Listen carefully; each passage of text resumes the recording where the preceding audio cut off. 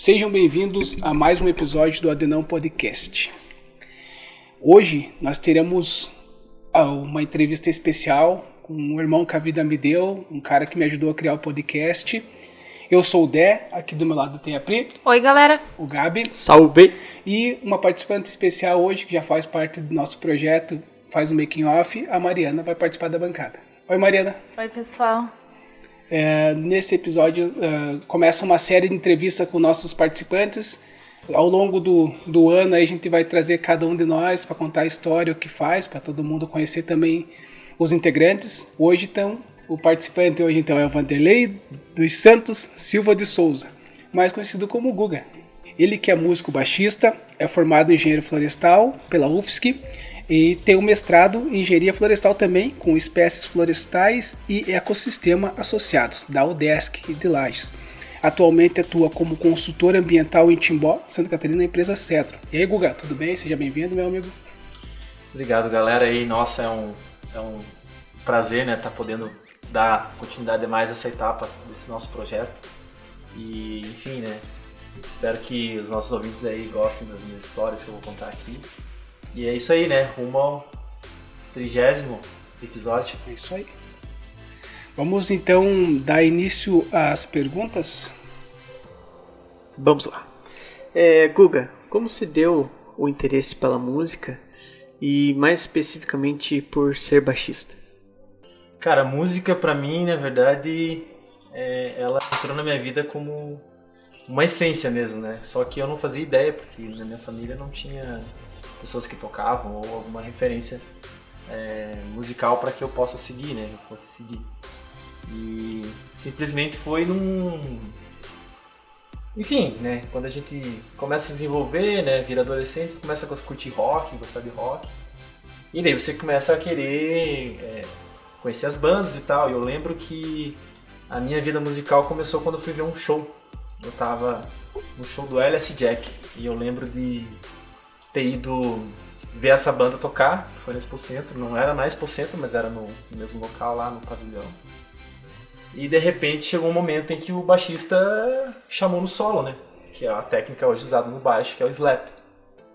E eu olhando aquilo, fiquei assim, cara, que da hora. E eu lembro de ter comentado com o pessoal que estava junto comigo, que da hora, né? Essa guitarra tem um som diferente, e o cara destruiu ela. Aí o cara falou assim, não, isso não é uma guitarra, é um baixo. E aquilo ficou na minha cabeça assim, né, cara, um baixo? O que é um baixo? O que é baixo? E aí eu fui começar a procurar o que era o baixo e comecei a gostar do som, né, comecei a perceber e fui atrás disso até que eu conheci uma pessoa que foi da minha outra família, né, que acabei me envolvendo e o pai dela tinha um baixo, dessa pessoa que eu me envolvi. Aí ela falou, meu pai tá querendo vender esse baixo, que ele tocava na igreja e agora não quer mais tocar, e tá lá. E eu fui lá, né, cara, preciso ter esse baixo aí, né, cara, então... E o cara me vendeu em 3, 4, 5 vezes, eu ia pagando conforme ia conseguindo. E eu lembro, cara, de ter aquele baixo assim comigo e... Nossa, era diversão, assim. Então, eu não sabia tocar, não fazia ideia de como que era aquilo, mas eu tinha o baixo. Então, eu comecei a brincar com aquele baixo. Então, eu colocava os meus sons, os meus rocks, né? Pra curtir e começava a pular em cima da cama, batendo naquelas cordas de qualquer jeito, tentando imitar aquele cara que eu vi lá naquela apresentação daquela banda lá, o baixista da LSD. E daí foi assim, né, que começou essa vontade pela música. Mas antes do baixo, né, eu tentei começar violão, né, eu tava naquela assim e não gostei muito do violão, daí fui pro baixo. E depois que eu tive o baixo, aí que eu fui sendo convidado para participar de banda, mesmo sabendo tocar, né? Mas tem um fato bem interessante, assim, que eu queria falar nesse momento, que acho que foi o maior desafiador, assim, pra gente começar a fazer uma coisa nova, foi que na minha família tem, né, os primos da minha avó, né, que são os meus primos, sei lá, 3º, 4º grau, não sei. Mas o que acontece, tinha um desses que um dia ele chegou até a casa da minha avó, e eu tava lá, né, brincando com aquele baixo, e minha avó, agora ele tá alegrão aí, comprou um baixo e quer ser músico. Comprou uma guitarra, minha avó disse que comprou uma guitarra, né, e quer ser músico. E daí ele pegou e pediu pra mim minha mão. Ele disse assim, que legal, você comprou um baixo? Eu comprei um baixo, um Giannini, da hora o baixo. E daí pegou, olhou minha mão e disse, cara, os teus dedos é muito pequeno. Pode esquecer, você nunca vai ser baixista. O cara falou, você nunca vai ser baixista? Cara, aquilo ficou assim, ó, marcado na minha cabeça. Imagina, né, cara? Eu consegui adquirir um negócio que eu tava num momento da minha vida assim que eu precisava, sabe, buscar algo mais pra achar minha essência, né? E o cara veio me dizer que aquilo não era pra mim. Aquilo foi assim, não, mas eu vou atrás e foi muito mais desafiador, assim, sabe? Mas eu falei, não, eu vou, nem que depois eu abandone, mas eu vou conseguir tocar esse baixo. Tentou murchar o teu balão. Tentou murchar o meu balão. Então eu fui assim, né, na garra e fui fazendo. E eu lembro que a pessoa que mais me apoiou, todo mundo me zoava, né, cara, não tocava nada, foi o Dé, né, Dé? E eu morei um tempo aqui, na casa do Dé, e, cara, eu ficava batendo naquelas cordas de qualquer jeito, né, cara? E ele falava, não, cara, mas vai e tal. E mesmo não tendo, né, muita estrutura, foi assim. Com a música você ajudou a criar algumas bandas. Poderia contar um pouco sobre elas? Sim, vamos lá. Então, né, dando continuidade a essa história do baixo. Então eu comecei a fazer algumas aulas e eu lembro que, cara, eu era tão louco por a técnica do slap que eu fiz uma ou duas aulas com o Victor Hugo, que tocou na Donadiva, e um baita baixista aqui de Curitibanos, um cara super humilde, assim, toca muito, um cara demais, assim. E eu lembro que ele já tocava muito, né? E eu paguei uma aula pra ele, assim, ó, só me diz as notas, como é que é. E daí ele me passou exercício e eu não queria fazer exercício. Eu falei, toca um slap aí. E ele começava a tocar slap e eu pagava pra assistir ele tocar, entendeu? Então, tipo, essa foi a pira do tanto que eu queria aprender. Hoje, eu acho que eu domino um pouco da técnica, assim, mas é algo assim que pra mim naquela época era impossível, sabe? Eu não sabia nem me identificar no baixo. E como eu tava com o baixo, aí eu conheci um outro amigo, né, que começamos banda, que foi o Renan. Renan Sebem, ele tocava uma guitarra e daí eu falei, tem um baixo dele, cara, tá na minha banda. Porque não tinha baixista aqui em Curitibanos nessa época, né? Era poucos assim que tinha o baixo. Todo mundo às vezes até era baixista, mas não tinha o baixo. E eu tinha o baixo e não era baixista. Então foi assim que começou. E ele foi me passando as notas, né? Eu lembro que às vezes ele falava assim, tem as bolinhas que dividem as casas, né? Então tem as casas, a terceira casa é marcada com uma bolinha, daí passa, é sempre as ímpares.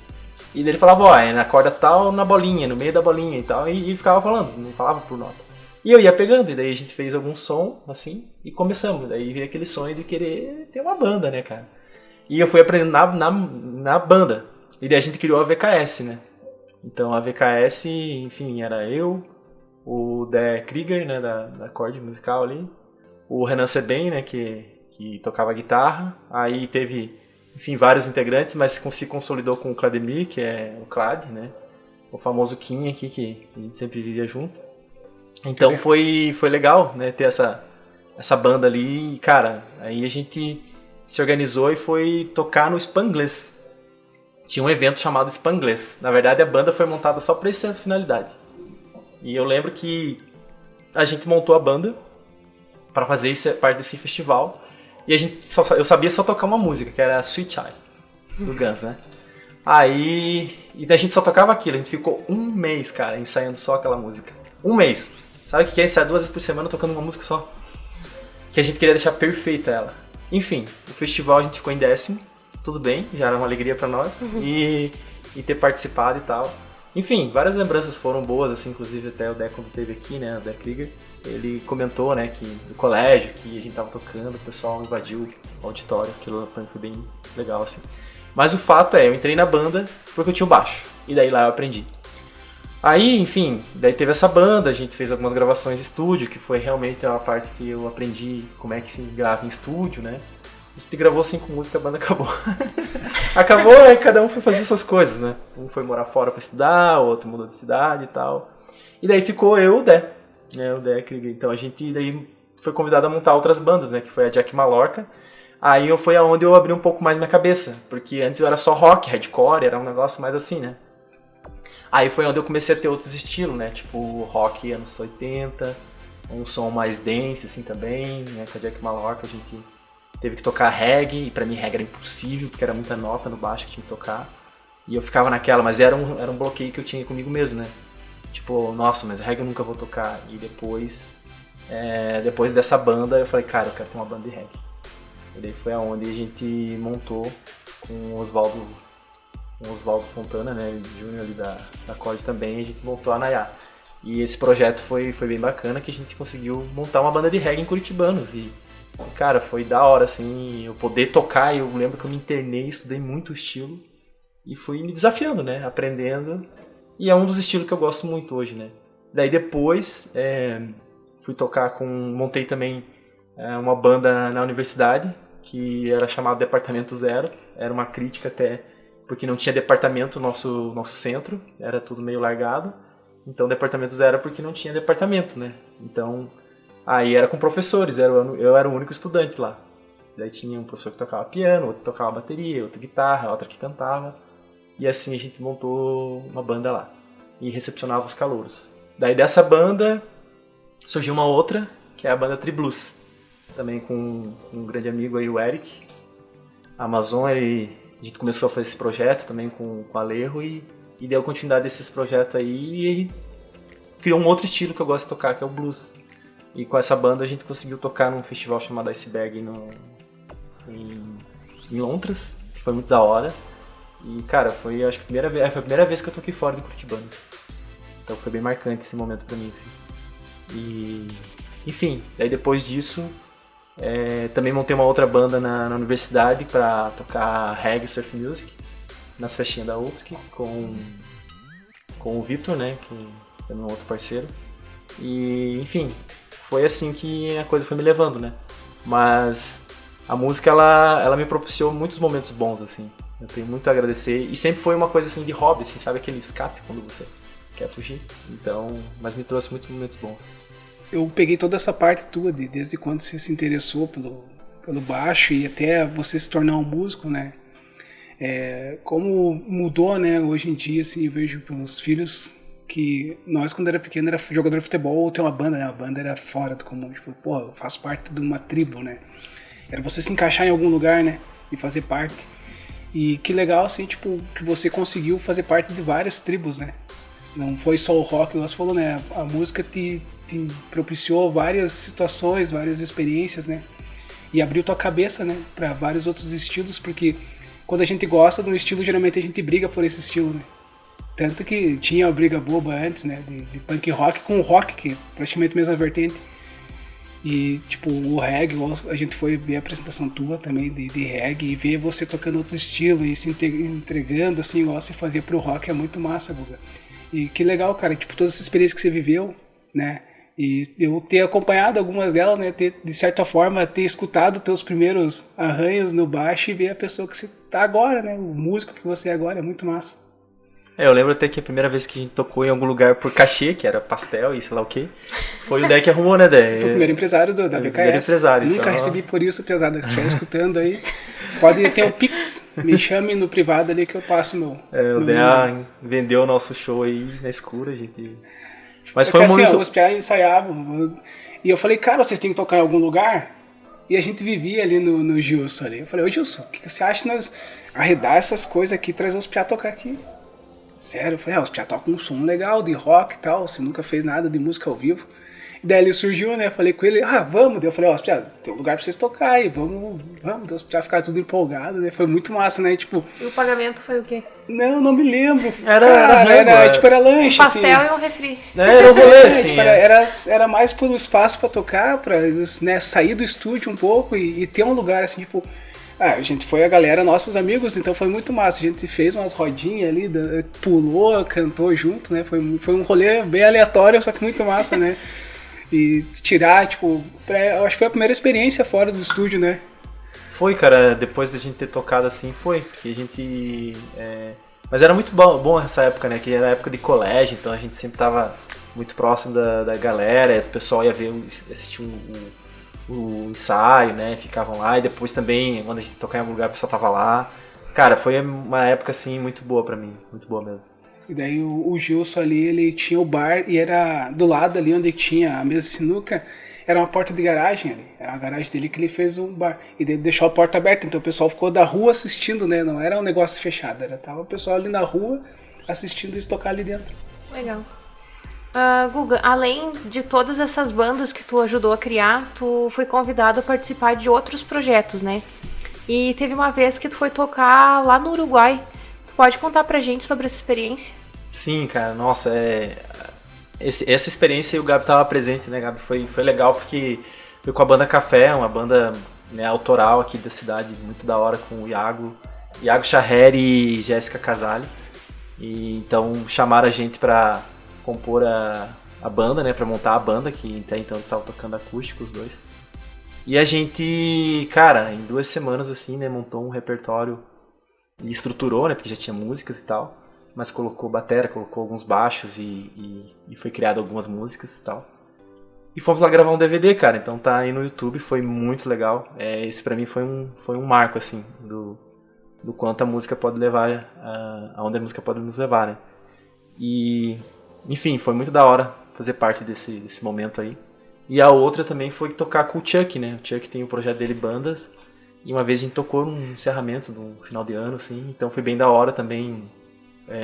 Era sempre assim, quando eu tava sumido dos palcos, rolava um projeto legal pra participar. E é massa, assim, né, cara? Você ser chamado e a galera, tipo, confiar no teu trampo, assim, né? Porque, assim, é hobby, né? Mas tem que levar a sério, porque tem muita gente, né, que tá vivendo disso, né? Então, eu sempre, quando eu entro num projeto, eu sento e pergunto, e aí, qual que é a ideia? Qual que é o princípio de tudo isso? Aonde que vocês querem chegar com isso? Pra eu me entregar também, né? Uhum. Então, é essa a ideia. E, cara, foi da hora, assim, participar desses eventos e também tocando freelance em outros lugares, e também sozinho, né? Tive a oportunidade também, enquanto na universidade, de viajar bastante o Brasil. Então, sempre encontrava uma galera e me reunia pra tocar nesses encontros estudantis, né? Uhum. Então, toquei em vários cantos do Brasil aí, com galeras diferentes, assim. Mas eu vejo, assim, que é um desafio. Quando você começa na música, você quer muito aparecer, né? E eu lembro de uma vez que eu me apresentei, só que eu não tava bem, sabe? Pra fazer um freelance com pessoas que já tocavam. Então, eu lembro que naquela vez, nossa, como eu me queimei, assim, sabe? Me atrapalhei muito pra tocar. E desde então eu comecei a ver, não, eu só vou fazer quando eu souber bem o que é cada projeto e me entregar mesmo, né? Entregar algo mais, assim. Então, são experiências que a gente ganha e daí ser chamado pra projetos assim, né? Que já tá andando e tal, é legal, é muito bom. Uhum. Como diz o ditado, aquele dia do Uruguai foi louco demais. Guga, assim, durante todo esse tempo que você tá na música, algum momento você já pensou assim em abandonar, tipo, porra, isso aqui tá me gerando muito problema, ou eu não vou conseguir, já teve algum momento que você pensou assim, não, a música pra mim acabou. Já pensou em desistir? Cara, a música, assim, sempre foi muito na raça, assim, né? Tipo, a gente meio que pagava pra tocar, assim, né? Então, tipo, nunca deu muito retorno, né? Eu tentava meio que empatar, assim, sabe? Depois que você começa a tocar um pouco mais, você consegue já pagar suas cordas, né? Corda de baixo realmente é caro. E tipo, cara, são várias situações, assim, que acontecem, mas sempre tive essa garra, assim, a música pra mim, assim, eu nunca encarei como um trabalho, sabe? Foi sempre mesmo com... sei lá, já que vai pagar a entrada do rolê e eu vou tirar uma grana pra comprar umas cordas, pra dar uma investida naquele projeto musical, aí eu sou assim, né? Eu gosto disso. E sempre pegar e onde eu ganho dinheiro investir lá, né? Pra não misturar as coisas. Aí é o que acontece. Mas teve vários momentos, assim, sabe? De dificuldade no sentido de equipamento e coisa, mas nunca, sempre a gente dava um jeito, né? Agora, quando eu fico longe da música, assim, aí isso que me faz falta. Isso que me causa, assim, é o contrário, não é a dificuldade de querer tocar e coisa. É a falta dela que me faz, né? Eu tô vivendo um momento agora que já tô louco pra achar alguma coisa, porque eu tô muito ocupado minha mente com outras coisas, mas eu preciso parar de pensar em outras coisas, né? Trabalho e outras coisas, outras demandas da vida. Mas aí a música, ela me... Quando você reúne a galera, né? Toma uma cervejinha, chama a galera, faz um som assim pros amigos e tal. Num sítio, num lugar, cara, isso não tem preço, cara. É muito bom, né? Poder construir ali, sabe? E às vezes é só pra fazer um barulho, sabe? Não é pra... Só pra botar pra fora, só pra... Então eu encaro mesmo a música como uma terapia, assim, sabe? De você poder expressar muito o que tá sentindo e trazer, né? E entrar na emoção mesmo. Deixar que o corpo fale, assim, através da emoção e você represente aquilo com notas, né? Uhum. Com batuques e com... Enfim. É essa a importância, né? Qual a importância da música pra você? Cara, pra falar da importância da música pra mim, eu acho que ela me trouxe a minha essência de quem eu sou de fato. Como eu disse pra vocês, assim, quando eu fui atrás de um baixo, eu não fui atrás porque simplesmente, né, eu agora quero ser baixista do nada. Foi quando eu realmente me identifiquei, né, com aquela cena que eu contei anteriormente. Mas eu lembro de como eu vivia a minha vida nessa época. Eu sempre fui uma pessoa, né, família humilde, sempre ralando e tal. E, cara, ralava muito, né, tipo, trabalhava na roça, né, cara, ajudando meus avós, então era muito sofrido, assim, né. E às vezes trabalhando em técnico no período que era criança. E eu lembro que eu sempre queria ser alguém visto, alguém lembrado, alguém legal, né. E você vindo de um lugar assim mais humilde, é difícil você chegar num ambiente, né? E você ter o teu espaço, né? Então, qual que é a primeira reação de um jovem, né? De 14, 15 anos aí? Quando você se depara com isso, você quer estar naquela tribo de qualquer maneira. E na minha cabeça, como que é estar numa tribo que se destaca? Ou seja, estar com a galera massa da cidade, com as patricinhas, os mauricinhos. Isso chama, né? A nossa atenção. É ser popular, né? Ser popular, estar no meio. Era ter uma roupa de marca, era estar nas baladas e tal. E eu lembro, cara, que eu ralava assim, eu trabalhava na roça mesmo. E ralava, e daí eu comprava a calça mais cara, porque era de marca. E daí trabalhava mais um pouco pra comprar uma camiseta, cara, que era de marca.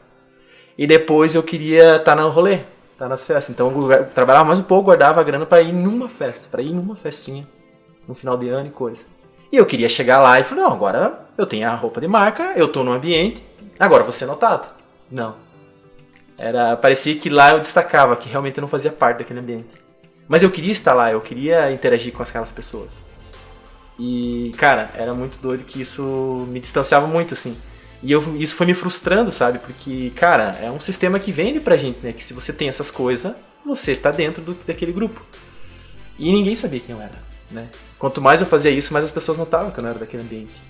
Então eu comecei a conhecer esse negócio da música, daí foi indo, e quando eu me entreguei para esse processo da música, que era algo que eu tinha identidade, eu comecei a ser eu, comecei a andar com as minhas roupas, eu comecei a andar simples, do jeito que eu sou, né?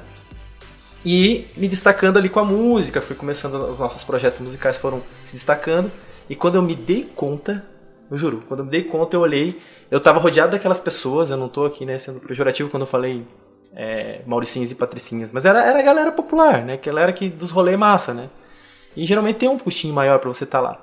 Mas eu tava lá como convidado porque era músico, entendeu? Eu tava lá interagindo com aquelas pessoas, mas sendo o Guga, o baixista, o cara da banda que toca legal, que agita, que é massa, galera, né, quando você sai do palco, a galera, pô, cara, é muito massa você tocando ali. Nossa, eu vi você tocando rock, gostei. Pô, agora tocando reggae, cara. Meu, eu te vi tocando blues, cara, tá louco, cara, muito massa e tal.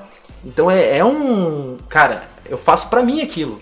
Mas você receber um elogio de alguém assim, cara, tipo, né, você fez pra você, de verdade, né? E daí alguém vem e reconhecer isso, é massa, cara. Tipo, é capaz, sabe? Aí você lembra lá daquela história. Que, não, você nunca vai fazer isso. Então, nossa, como fortalece, sabe? Tipo, não, eu sou capaz de fazer qualquer coisa. Então a música tem muito isso, assim, ela me trouxe a minha identidade e eu apareci num lugar onde eu nunca ia aparecer, entendeu? Uhum. Então, hoje, aqui na cidade, eu acho que muitos me conhecem porque o Google baixista, ou, né, às vezes nem sabem meu nome, ou não sabem o que eu faço, mas sabem da música, dos rolês, né, daí muitos barzinhos tocando, conhecendo pessoas. Uhum. Eu acho que essa é a importância. A música, ela me trouxe a minha essência, a minha conexão comigo mesmo, né, de quem eu sou de fato e aquilo que me alegra ser. Então, aí fui conhecendo várias pessoas legais, assim, nesse mundo, né, da música. E é um negócio legal. Guga, hoje você é mestre em engenharia florestal. Pode nos contar como se deu o interesse por essa área? Cara, pra contar um pouquinho dessa história, eu tenho que falar da minha avó, né? A minha avó, ela... Muito da influência do que eu faço hoje profissionalmente foi dela. Eu sempre vivi em interior, né? Então, no interior não tem... enfim... doces e coisas, né? Aí você recorre à natureza. E minha avó sempre foi pessoa mais do mato, mais do interior. Ela conhecia um monte de plantas, né? Então ela sempre... Eu lembro que a gente ia cortar lenha com ela. E ela me dizia, isso aqui dá de comer, isso aqui não dá de comer, isso aqui é oriticum, isso aqui é uvá, isso aqui é guabiroba, isso aqui não é legal. E eu já ia pegando essas plantas e comia. Então Essa foi a prática da minha avó. Isso aqui é medicinal, serve para isso, para aquilo e tal. E aquilo, quando criança, eu adorava sair com minha avó porque sempre ela ia dizer que dava de comer alguma coisa. Eu era morinho, eu era o São João, eu era não sei o que lá. E eu achava massa isso, sabe? Você poder ir pra natureza e, sei lá, sobreviver, sabe? E eu lembro que aí ela me mostrava esse caminho, né? De coisa. Aí eu pensei, no meu decorrer da caminhada, né, eu me destaquei em cálculo. Gosto de lógica, gosto de cálculo, de matemática. E então eu pensei, cara, eu tenho que usar essa habilidade aí pra ganhar alguma coisa, ganhar um dinheiro, ter uma profissão. Daí eu fui estudar, falei, o que dá de fazer com isso? Eu lembro quando eu tive uma aula com o professor, o PL, professor Paulo Lima. Lembra, Dé? Professor Paulo Lima, cara. Uma vez ele fez a gente montar um motor elétrico na sala de aula. Cara, aquilo assim, ó, pum, abriu minha cabeça assim, tipo, todas aqueles conta louca lá, de física, de não sei o que. Fez sentido quando ele pediu pra gente pegar uma latinha, cortar, amassar, raspar um fiozinho, fazer uma bobina, botar um imã perto e botar uma tensão ali e o negocinho girar. Cara, aquilo pra mim foi muito, muito louco, assim, né? Ver o quanto que aquilo daí... Quanto que os números poderiam ser traduzidos em coisas, né? Eu pensei, cara, isso é da hora. Eu falei, o que estuda isso? Ele, engenharia. E eu fui atrás da engenharia, né, cara? Eu falei, eu tenho que fazer alguma engenharia da vida, porque vai usar cálculo, vai fazer coisa legal, eu vou estudar engenharia. Então, terminei meu ensino médio, e depois fiquei um tempo, né, trabalhando em outras coisas e tal, e sempre guardando recursos para poder estudar, né? Então, nunca foi fácil, né? Tive que estudar, correr atrás para fazer cursinho, estudar fora de horário. Fiquei 2 anos estudando para cursinho, para depois passar na universidade. Mas enfim, eu me identifiquei que eu queria fazer algo de cálculo. Aí, o que aconteceu? Fiz vários vestibular, não deu certo para outras engenharias, mas acabei entrando para cá porque tinha possibilidade de seguir algumas engenharias. E a coisa foi acontecendo até que não ia ter mais outros caminhos e daí tinha engenharia florestal. Mas eu achava que engenharia florestal era só trabalhar com pinos e eucalipto e eu não gostava dessa área produtiva, sabe? Embora hoje eu sei fazer muita coisa nessa área. Aí eu pensei, mas eu não quero isso. E lá teve um processo também de busca, né, do meu eu, da minha espiritualidade, de buscar alguma coisa de prática espiritual para fazer.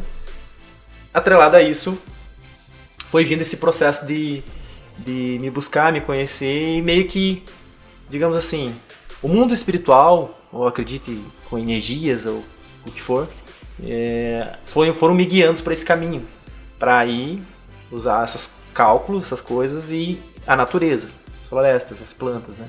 E até que eu parei eu fiz uma disciplina chamada Ecologia Florestal e eu tava querendo já desistir do curso aqui, que era Ciências Rurais no início, tinha outras coisas que eu não gostava. E quando eu fiz essa disciplina optativa, me abriu a mente assim, nossa, eu consigo trabalhar com natureza sendo engenheiro florestal? Aí foi quando eu falei, não, eu quero fazer isso.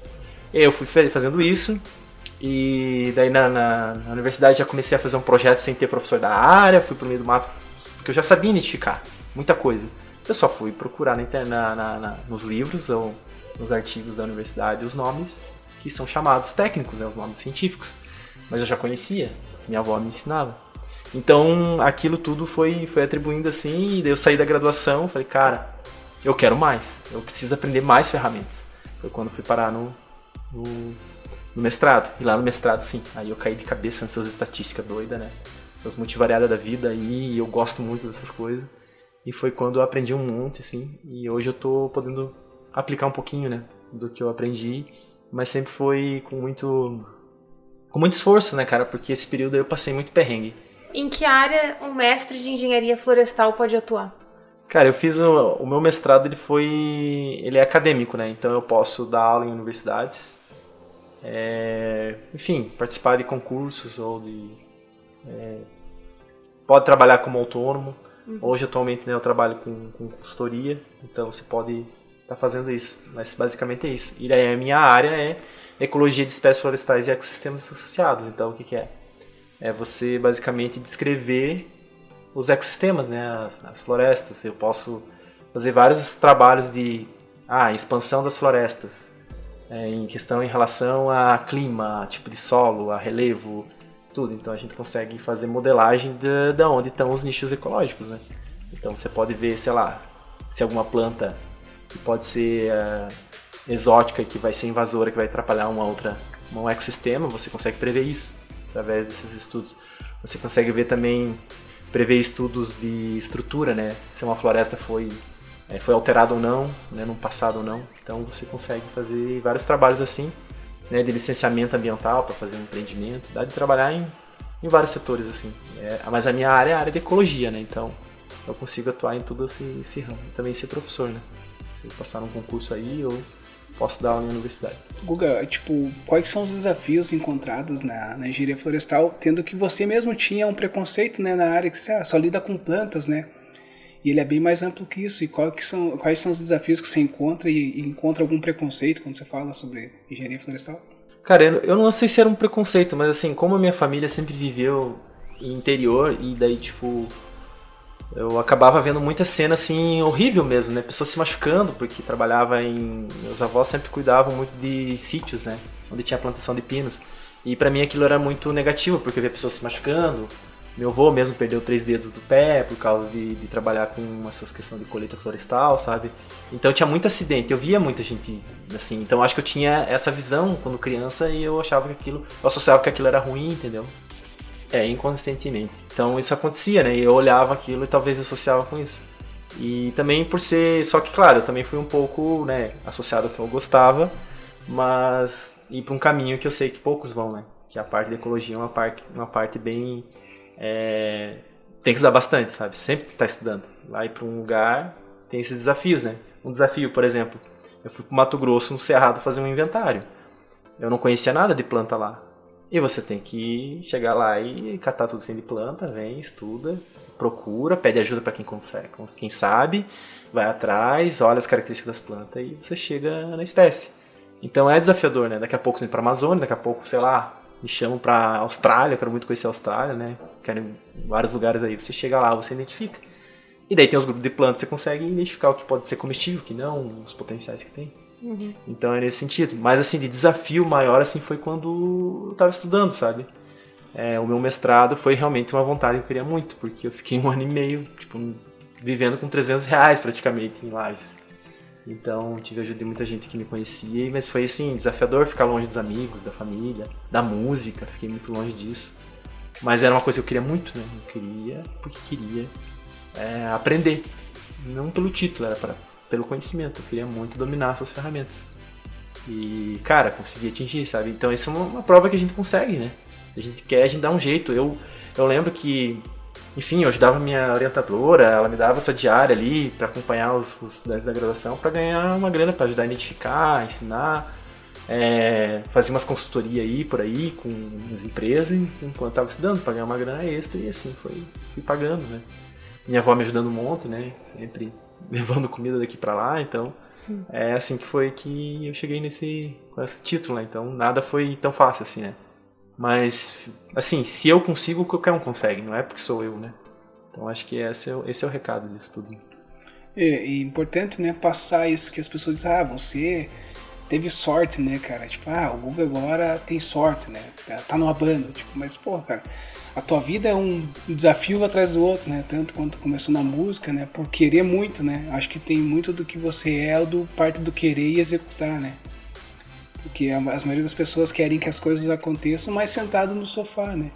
E você abriu mão de muitas coisas, viveu muitos perrengues, né? E necessidades para estar na situação que está hoje, né, cara? Eu diria que hoje eu tô colhendo os frutos desses meus, sei lá, 9, 10 anos de estudo, né? Desde lá dos pré-vestibulares, né? E eu achava que era só passar no vestibular que tava tudo resolvido, né? Não. Depois eu vi que realmente daí é que a vida começa, né? Até lá é só decoreba. Depois que a vida começa. E quando você vai trabalhar, tá no mercado de trabalho mesmo, daí sim é realmente ver. Você tem que saber muito mais daquilo que você aprendeu. Que a gente só tem uma noção, né, na graduação, né? Só uma noção básica. Mas eu sempre fui muito metido, assim, né, de ser voluntário aqui e ali para aprender. Então já tive em laboratório de química, já tive em várias áreas, né, para poder aprender. Recentemente não. Você se tornou vegano. Poderia contar pra gente como foi esse processo? Cara, foi bem nessa caminhada ali acho que foi meio processo junto com aquilo que eu expliquei de como eu fui parar na engenharia florestal. Que tem a ligação com o lado espiritual, que eu tava precisando buscar alguma coisa. Aí o que acontece? Eu tava procurando isso e eu lembro uma vez que eu fui para um retiro, né? O pessoal foi lá onde eu conheci a meditação, a yoga, né? Pratico essas né? Sempre que posso estou praticando. E eu conheci uma galera aqui da cidade que se reunia e fazia isso. E eu fui lá e fiquei uma semana com essa galera. Só comendo rango natural, meditando, compartilhando sonhos, enfim, fazendo esses estudos de autoconhecimento. E, cara, eu lembro que quando eu cheguei lá, eles falavam muito que é bom você deixar um pouco da carne, sabe? Deixando aos pouquinhos e tal. Porque ajuda no processo, né, das energias, porque a yoga trabalha muito com energia, com respiração, com coisa. Então você tem que estar com o corpo mais leve, né? Aí ajuda você ficar centrado, manter essa paz, né, manter e tal. E nesse período eu tive uma conexão muito forte com o que eu vim fazer, sei lá, nessa terra, sei lá, né, a missão de vida de trabalhar com planta. E tudo foi acontecendo, tudo foi se encaixando, né? Toda essa vivência. Então, assim, esse processo do veganismo tá atrelhado a essa minha busca. E eu falei, pô, mas então legal. Eu fiquei lá, fiz a prática, né? Botei a prática, falei, cara, fiquei uma semana, fiquei leve. Aí eu voltei a comer carne, parece que eu perdi aquela conexão. Conexão que eu digo é sensibilidade, né? Você sentir as pessoas, sentir um ambiente, sentir... É como você ter umas sacadas, uns insights, assim, sabe? Parece que tudo vem mais fácil, as ideias fluem mais fácil. Então eu queria aquilo, era isso, né? Pra saber o que eu vim fazer. O que eu vim fazer nesse mundo. Então foi dessa forma, buscando isso, que eu realmente falei, cara, vamos lá, vamos tentar, vamos ver qual é. E foi indo aos pouquinhos, fiquei um ano comendo só peixe, ovo, e aí foi indo. Mas eu fiquei nesse período vegetariano por um tempo. Até que eu conheci uma vegana, ativista pra caramba, ela é filósofa e tal. E a gente conseguiu trazer ela pra UFSC pra dar uma palestra. E eu pensei, cara, eu montei um grupo pra gente discutir essa questão da alimentação, né, vegetarianos e veganos dentro da universidade, porque eu já queria esse caminho do veganismo, mas eu achava, ainda tá longe pra mim. Mas aí chamei ela pra dar uma ideia. Cara, essa mulher começou a palestrar e ela só falou o quanto que a produção de leite impactava. E eu falava, pô, mas eu ainda como um queijinho, né, cara, ainda... E a produção de ovos, essas coisas todas. Ela falou só disso. Ela não falou de carne em nenhum momento. Eu falei, meu Deus, eu achei que eu ia dizer assim, não, mas eu não como carne, eu já tô num passo. Cara, parece que ela deu um tapa na nossa cara, assim. Tipo, ou como, né, quem come carne tá tudo certo ainda, mas vocês que estão no meio do caminho, tipo, pô, né. Foi um tapa na cara, assim, muito forte. Só que foi legal porque ela deu esse recado, trouxe um monte de informação, tudo científico, assim, né. Cálculos e gasto, produção e tudo. Sem apelar para esse lado emocional, né, de sensacionalismo, de mostrar animal sofrendo, não. Foi só baseado nessas questões aí de produção. Aí você começa a pensar, pô, né, cara, então se comer mais vegetais não precisa tanta área assim de produção, né? A produção do grão, a maioria é para produzir carne, enfim. Então, né, pra mim não fez mais sentido aquilo.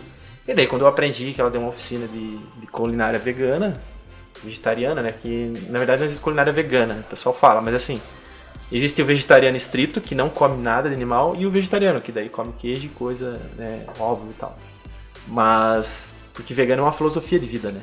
Vegano é você abrir mão de qualquer coisa que use animal, seja cosméticos que vão testar em animais, sejam vestuários que usam acessórios, né, de cor e coisa. Enfim, sejam práticas de, sei lá, rodeio, até zoológico, né? Essas coisas que botam um animal num lugar para você, enfim, tá ali, usar ele. Então, aí eu comecei a ver, não, faz sentido. Isso faz sentido pra mim? Tá fazendo sentido, então. E daí eu tive aquele meu tempo chato também, né? Toda hora ficar apontando pros outros. Até que eu falei, cara, é uma busca minha, eu tenho que respeitar os outros que não querem isso. E assim, quando eu fiz isso, as pessoas começaram a me respeitar, sabe? Até, né, quando venho visitar os amigos, a galera sempre tem uma coisinha diferente, sabe? Ou eu levo o meu, né? Sempre levo um rango. E é outro hobby também, que é inventar comidas, né? Então, foi esse o caminho. Mas eu me tornei exatamente por causa da questão espiritual. E eu descobri no meio do caminho que tem ganhos com a questão nutricional, se alimenta melhor, né? Quando eu vou no mercado, até eu encho um pouquinho de algumas embalagens e tal, de plástico, outras coisas assim, né? Que tem ali as embalagens, mas é folha. Eu vou enchendo o carrinho de folha e fruta e é isso, assim, tá? Tipo, até as pessoas quando vão comigo no mercado falam, nossa, o Guga puxa folha. Mas é isso que eu como, né? Então, é legal esse processo, né? E, cara, tô indo aí pra 8 anos e, tô bem, me sinto bem, não tenho fraqueza, ando, subo ladeira, desço peral, faço os caramba, meu trabalho é fazer inventário, então tô sempre bem energizado, né? Enfim, é fazer os equilíbrios. Daí comecei a estudar nutrição para saber se cuidar, né? Tomar as vitaminas certinho e tal. Então, foi um ganho muito grande, baseado nessa busca espiritual aqui. isso tudo teve. E claro, associado a isso também esse cuidado com as plantas e os animais, né? Que depois isso começou a fazer mais sentido pra mim. Porque imagina, eu era do interior, né, cara? Interior alguém passava, fincava a faca lá num bichinho lá e já ia abrindo, você já ia pegando os negócios, botando uns petinhos e já ia assando. É assim que era a vida.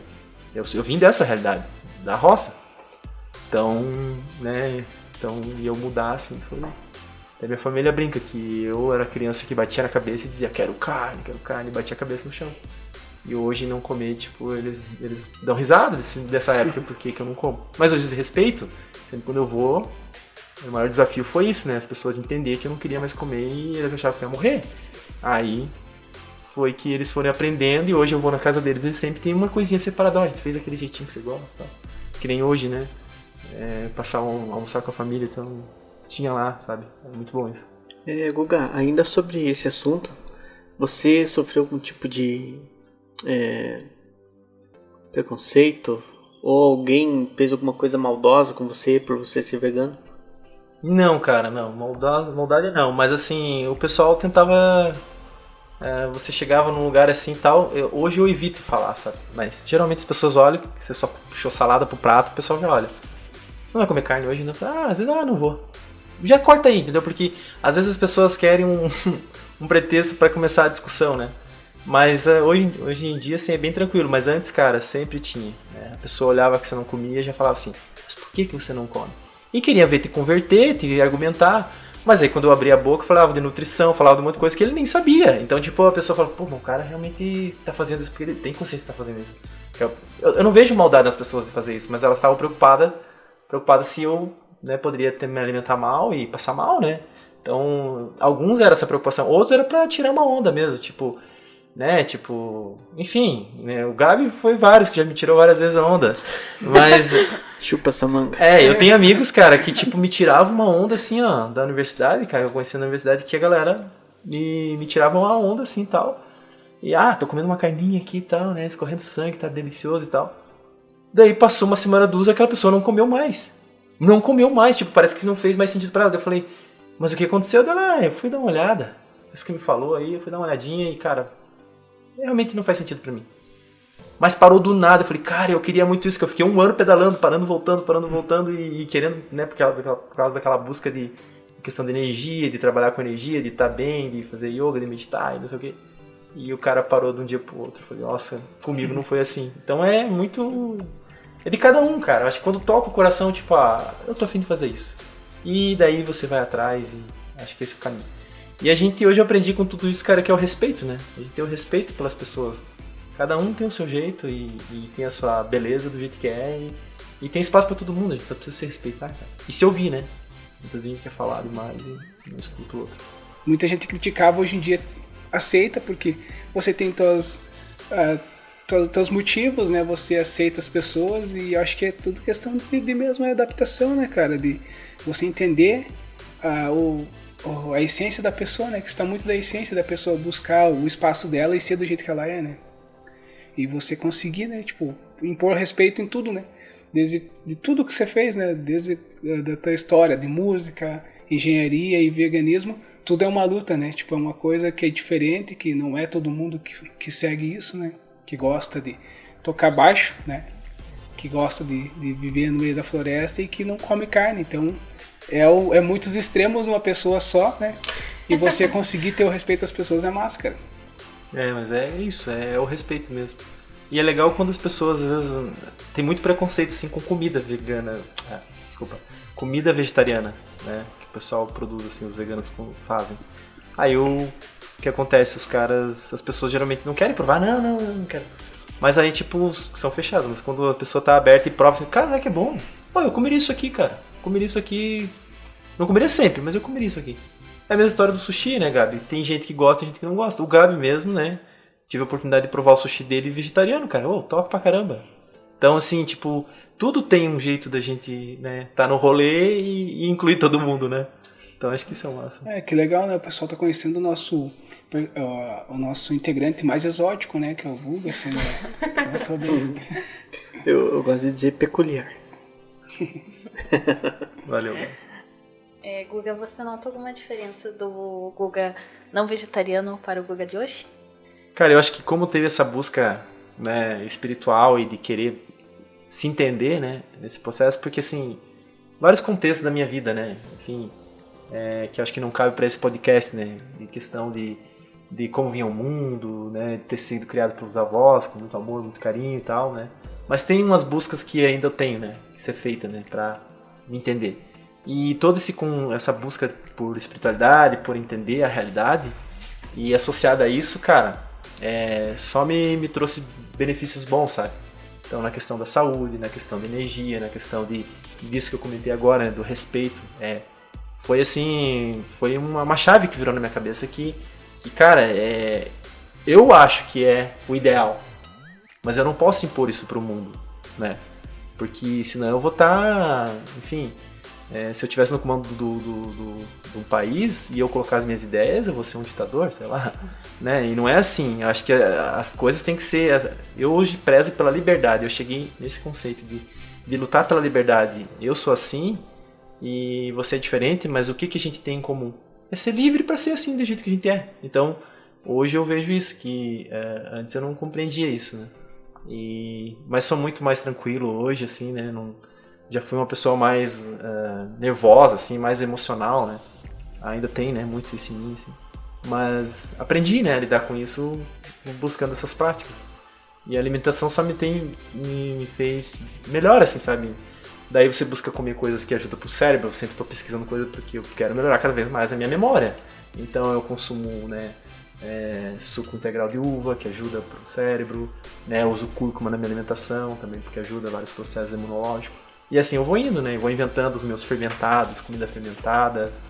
E assim o cara vai buscando. Então foi assim, mas eu gosto disso, né? Eu sei que nem todo mundo vai querer. Mas eu não tenho esse tempo, né? Mas pra mim é uma coisa que eu gosto de fazer, então. É por aí. Mas mudou muito, assim. Eu talvez era uma pessoa mais... Eu tive muito processo de ser vítima, né? De me colocar como vítima. E daí essa busca por ser quem eu sou e entender o que estou fazendo aqui me mudou, né? Então, queira ou não, o veganismo veio antes de tudo isso, essa busca, né? Do que eu me construí. Veio a música me trabalhou isso, e daí veio logo essa prática e acabou tendo essa filosofia de vida comigo, né? Então, mudou total, assim. Tu é adepto de algumas terapias, né? Tu poderia nos contar um pouco da tua rotina e como que tu faz para cuidar da tua mente, do teu corpo? Eu gosto muito de associar, assim, eu não tenho uma linha que eu sigo, né? Eu gosto muito da yoga, né? A prática da yoga me ajuda muito porque ela traz você dar uma desacelerada, né? Ficar um pouco parado ali e trabalhar também o lado físico, mas trabalhar as energias. Eu gosto muito de fazer práticas energéticas, né? Que eu pratico a OVE, né? Que é a Oscilação Longitudinal Voluntária de Energias, que é uma prática energética desenvolvida por pessoas que estudam Conscienciologia, que está ligada à questão das energias, né? É um lado mais científico do que o mundo do espiritismo iria, mas é mais assim, é prático, né? Você bota em prática, você tem técnica, não tem nada de dogmático no negócio. Então eu gosto disso e eu pratico isso. Então quando associo a yoga com isso, me ajuda a manter o corpo mais tranquilo. A meditação dá uma acalmada na mente, né? Agora eu estou aplicando a questão do exercício físico, né? Eu acho que também a gente tem que acelerar, né? Tem uma hora que você tem que acelerar. Você tem que manter a tua mente com uma aceleração para aumentar a frequência. Sempre tá acelerado, mas o que tá esse acelerado? Não é estar preocupado, louco, querendo fazer as coisas. Não, tá em paz, mas tá ativo, sabe? Tá sempre, sabe aquela... Quando você... Sei lá, quando você acorda que é dia de férias, dia de ir pra praia, ou ir pro campo, ou ir pra algum lugar, que você acorda empolgado, assim, tipo, todo mundo, vamos lá. Essa energia. Mas você tem que estar com essa energia para tudo que você vai fazer na vida. Uhum. Seja para estar com a família, seja para estar com os amigos, seja para estar no trabalho. E é isso que eu busco. Para quê? Para você ser mais produtivo, para você sempre ter mais tempo para você conseguir, enfim, desenvolver melhor a tua vida aqui nessa terra. Uhum. É mais nesse sentido. Atualmente você trabalha como consultor ambiental, né? Quais que são os desafios que se encontra para realizar essa profissão? Cara, eu sou um cara cientista, né? Eu vim do mundo mais científico, né? E ali é uma área mais produtiva, né? Você trabalha com ecologia, mas é produtivo. E os desafios você, né, tem que estar produzindo rápido, né? E, claro, no todo início tem uma dificuldade. Mas a questão, assim, você tem que abrir mão de algumas coisas, né? Por exemplo, eu tenho que estar viajando. Então, muitas vezes a minha agenda hoje é dedicada a isso, né? Meu trabalho. Então, vou ficar um final de semana, uma semana, 2, um mês fora. Então, eu não consigo marcar com ninguém alguma coisa. A não ser que eu saiba que vai ser minhas férias, alguma coisa assim. Então, essa é a maior dificuldade, né? De você conseguir isso. Mas em questão profissional, cara, corre atrás, você descobre. E pra mim é fascinante, né? Eu sou um pouco exigente no que eu faço também. Gosto de fazer bem feito e cara, se tem uma habilidade que eu gosto é descobrir como as coisas funcionam. Então, acho que vem muito dessa coisa da busca da engenharia, né? E a natureza me fascina, porque ela muda todo o tempo, né? Ela a todo momento já mudou. Já é outros processos ecológicos acontecendo, seres, organismos vivos acontecendo. E isso me fascina. Então é um desafio positivo e proveitoso, né? Você poder resolver essas situações. E profissional cara, tem que correr atrás, né? E a gente nota o seguinte, que realmente a universidade, ela te prepara, né? Eu lembro assim, até que você prepara, você tem bastante tempo para fazer as coisas. No mundo profissional, não. Se você tinha um mês, você tem 2 semanas. Se você tem antes tinha uma semana, você tem 3, 4 dias. Então é isso que começa nos processos, né? Mas é legal, é uma área que é da hora. É da hora você trabalhar isso também, né? Como você também produzir, queira ou não, sob pressão, né? É algo que eu tenho trabalhado muito sobre mim, assim, porque eu sou um cara mais tranquilo, né? Sob pressão me dá um pane, né? Eu entro em parafuso. Muitas vezes, tipo, você tá em pane, assim, tem que ter uma fagulha de, tipo, tal dia vai ter que fazer tal coisa, tem que entregar tal coisa, né? Seja aqui um projeto nosso, seja um negócio, mas o que acontece? Isso faz eu me mexer, mas se tiver muita pressão em cima, eu travo, entende? Uhum. Acho que é mais um desafio pessoal, assim, de saber lidar com isso, né? Mas profissionalmente, vai atrás, você aprende, e, enfim, não é algo positivo, assim. Guga, nosso projeto já está em andamento faz um tempo já. Tem sido muito bom fazer ele com você, Capi, com o Dé, com a Mari agora. E eu queria saber de você, o que mudou para você quando você iniciou com a gente no projeto e o que esse projeto significa para você? Cara, eu sou uma pessoa que sou aberta a muitas ideias, né? Eu gosto de conversar sobre ideias e eu acho que a gente tá aberto para várias ideias, a gente expande a nossa consciência, né? E hoje eu vejo assim que tudo a gente agrega para nossa consciência. O que é a consciência? É o que nós somos de verdade, né? No momento eu estou Guga, mas eu sou outra coisa. Então, tudo que a gente consegue agregar para a consciência, eu acho da hora. Então, trocar ideias, ouvir uma história totalmente diferente, né? De várias pessoas que passaram aqui, né, no nosso projeto, né? São pessoas que fazem coisas que talvez eu nunca faria. Mas a história dela, ouvir ela, como ela consegue chegar até aquele ponto, né? Como é que ela consegue se superar, é a coisa que eu acho da hora, né? Então, assim, tá vendo que o nosso trabalho tá chegando, né? As pessoas e recebendo feedback.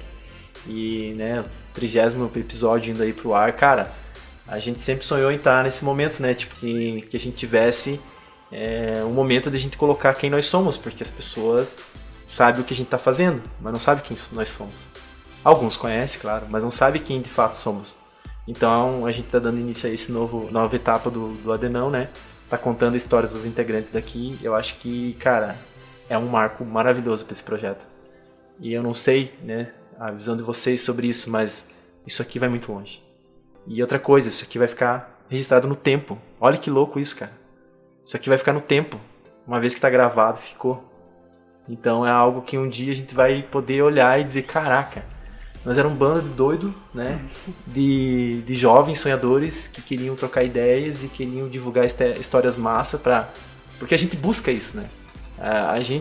Quando o Dé veio com a ideia do Adenão, eu pensei, cara, que da hora a gente poder contar histórias. Porque a gente sempre tá buscando, né? Uma história legal para se espelhar, uma prática legal, um negócio legal para você viver a tua vida, né? Mudar a tua vida. E a gente tá trazendo pessoas aqui e nessa neutralidade que tá gostosa, né? Da gente poder conversar de vários assuntos sem nenhum pudor, sem nenhum preconceito. E, cara, acho que é muito gratificante fazer parte disso, né? Eu lembro até quando eu fui embora pra Timbó, eu fiquei pensando, pô, a gente tem que dar um jeito de eu estar continuando para estar continuando a fazer isso, né? De alguma forma. E o remoto foi a alternativa. Claro, fica um pouco mais, para mim, mais isolado, mas de certa forma eu consigo estar interagindo, né? E acompanhando. E tá sendo muito bom, cara. Muito gratificante. O ganho disso aqui, o ganho cultural, o ganho, né, pessoal de ver essas histórias, eu ouvir essas histórias, né? E eu tô louco aqui pra gente começar a contar as histórias de vocês também, né? Porque eu sei que são histórias da hora, assim, de pessoas que eu admiro. Então é isso, cara. É a gente dar sequência, né? Fazer com esse empenho, né? E com essa vontade que nós temos aqui e fazer funcionar. Que tá rodando perfeito, cara. Tá muito bom. E é da hora. Eu gosto de falar, então tem que me cuidar até pra dar uma segurada. O motivo de você ser o primeiro, né? A gente até não falou no início, mas é que cada um de nós vai ter um episódio especial, né? Pra contar da história e ele vai ser ligado a algum tema, né? E você é um cara que é engenheiro florestal e tem a coincidência do dia que você nasceu, o seu Dia Mundial do Meio Ambiente, né? E Dia da Ecologia. Então é por esse motivo, o dia que for lançado vai ser bem no mês que se comemora, né? O Dia do Meio Ambiente. E tem tudo a ver com você, né? O dia que você nasceu, a pessoa que você é, que é ligado diretamente à natureza, né? Tem todo esse contexto. Então foi por esse motivo, né, que a gente tem o primeiro convidado e por esse é um motivo especial, né? Que liga muitas coisas, fala do engenheiro florestal no Dia do Meio Ambiente e conta a história, né, do integrante. Fechou tudo, né? Cara, eu assim, foi recentemente que eu descobri isso, né? Foi o que? Eu acho que uns 8, 9 meses atrás, não sei. Muito, muito recente que eu descobri que eu nasci realmente no Dia Mundial do Meio Ambiente e Dia da Ecologia. Aí eu pensei assim, caraca, que doido isso, né? Porque tem tudo a ver com o que eu fui, sei lá, buscando e aprendendo na vida toda. E é muito louco isso, porque eu fico pensando assim, a oportunidade que eu tive para poder estudar. Porque até então eu fiquei com meus avós, e meus avós sempre foram do interior. Mas se fosse analisar assim, meus avós nunca vão sair do interior, né? Como é que eu vou pra cidade para poder estudar, para poder dar sequência, né? Fazer tudo isso. Simplesmente eles vieram. Talvez se eu ficasse com um tio, com uma tia ou com a outra pessoa da família, talvez eles estariam até lá hoje. E eu não teria... Mas tudo tem um porquê, né? Nada é por acaso. E então eu tive a oportunidade de vir pra cidade e começar a estudar e ter tudo isso, sabe? Então, são várias coincidências que pra mim, eu penso que não é tão coincidência assim. Parece que é como se a gente programasse, né? Algumas pistas no caminho e vai por aqui, vai por ali, sabe? Então, essa foi uma. Quando eu me toquei, que eu me dei conta, eu falei, cara, realmente eu tô aqui pra desenvolver um trabalho pelas florestas, né, pelos animais, pelas plantas, pelos ecossistemas. Porque é a nossa casa, né, cara? A gente tá ligado com tudo isso. E eu tenho uma sensibilidade bem forte com isso, né? De ter uma sensibilidade com planta, né? De sentir as energias, até papo de louco, até me comunicar umas horas. Então, são coisas assim que você sente. Eu não sei explicar, mas você tem essa conexão, você consegue perceber. É como se tivesse a energia, o espírito da planta ali, né? Tá junto da gente mesmo e guiando assim os caminhos que a gente vai, né? A gente vai buscar. E essa parece que é um marco que eu coloquei. Vai nascer nesse dia pra você lembrar que você tem que fazer isso aqui. Parece que é como se realmente tava na minha agenda, sabe? Dentre todos os convidados que já vieram até aqui hoje, qual história ou quais histórias que mais te marcou? Cara, todas as histórias assim são bem relevantes, né? Todas eu tive muito proveito assim de tirar, seja, né, essa questão de superação, de buscar, sejam, enfim, de você encarar um novo caminho, né? Muitos foram assim desafiadores, pessoas mudando às vezes até de rumo do que estudou e coisa e ter sucesso na sua caminhada. Mas eu não posso deixar de citar o episódio do Volney. Ele realmente o Volney Moraes, o episódio dele me tocou muito, porque eu gosto muito de estar conhecendo o mundo, né? E fazer viagens é uma das coisas que eu tô adorando fazer agora, né? Tanto profissionalmente, e quando eu tava na graduação eu fiz algumas como estudante. Enfim, eu já fui parar no Nordeste de mochila, né? Doido. Mas, tipo, pra ter essa busca, né, e tal. E o trabalho dele, tudo que ele desenvolveu e os desafios que ele foi atrás, é uma coisa que me cativa muito eu fazer um dia, né? Não digo ser DJ de cruzeiro, não é isso, né? Mas, tipo, poder viajar, sabe? Poder desfrutar do mundo, conhecer outras culturas, né? Não digo trabalhar com alguma coisa que faça isso, mas assim, poder visitar mesmo, ter recurso para chegar lá, né? Ir num lugar, ou até mesmo aqui próximo da gente, né? Conhecer esses lugares. Conhecer... O Brasil não se conhece, cara. Eu já fui pro Nordeste, é diferente, cara. Do Sul é diferente. Em Santa Catarina, cara, você tá ali na praia, no litoral, é diferente de quem tá aqui na Serra. É tudo diferente. Então, essa é a beleza de você poder estar em contato com isso, né? De você absorver isso e trazer pra tua consciência, como disse, né? De você poder aprender com isso. Então, o episódio dele me tocou muito, porque eu tenho essa vontade de conhecer o mundo, de querer viajar, de querer conhecer, né? Enfim, aprender línguas e falar várias línguas e é uma coisa que eu busco também aprender. Então, cara, foi um dos que mais me marcaram assim nesse sentido, porque é uma busca que eu quero, né? Eu não conhecia a história dele, eu conhecia ele de vista, mas não sabia da história dele. E aquilo foi tão impactante pra mim e motivador assim, tipo, cara, eu vou rodar o mundo também, né? Fazendo o que eu gosto, ou, né, quando tá de férias, alguma coisa assim. E o importante é poder fazer, né?